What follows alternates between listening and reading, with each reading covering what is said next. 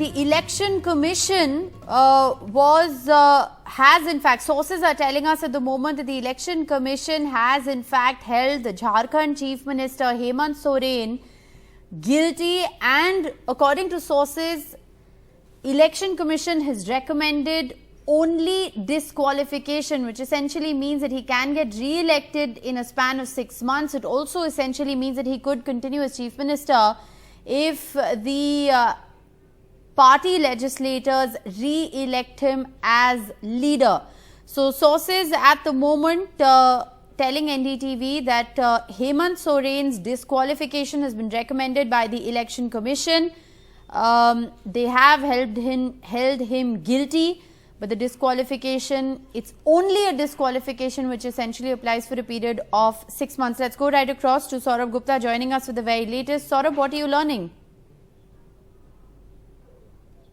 Well, what we are learning is that the EC recommendation is perhaps only disqualification. And if it's just that, then, we've seen these kind of episodes unfold before, where the member simply resigns and then, of course, gets re-elected again and becomes a fresh member. Remember, this has happened in the past. One of the big cases where because of the office of profit controversy, where there was, we remember, of course, there are several cases in the past.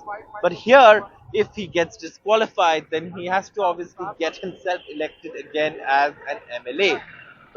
That is not something that perhaps is as big a challenge as perhaps if there was a further ban on him. For example, say that he cannot contest for 3 years or 5 years. If that kind of a ban was suggested.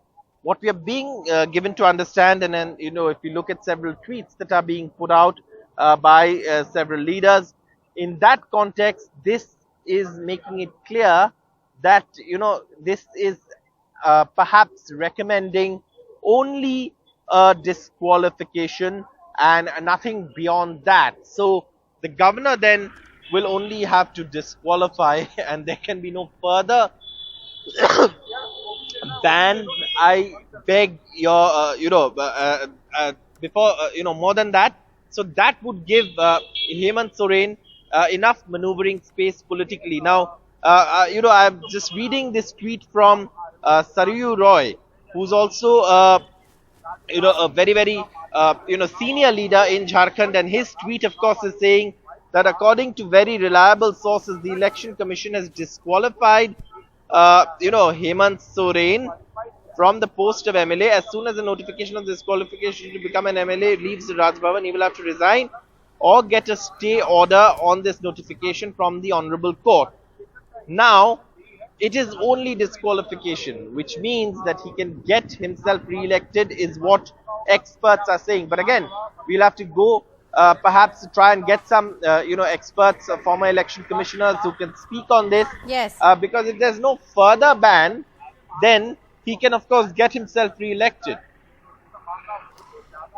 Saurabh, we'll of course wait for clarity, on some of those specifications at the moment. And like we're reporting, this is what we're learning from sources, that the Election Commission has decided to disqualify Chief Minister Hemant Soren as MLA. If it's just a disqualification, that essentially means he could continue as Chief Minister if his party in fact decides. But there are several questions at the moment, which is what is key. How does this impact his political fortune? Will Hemant Soren be able to stay on as Chief Minister even for this interim period of 6 months? All of those sort of remain the big unanswered questions.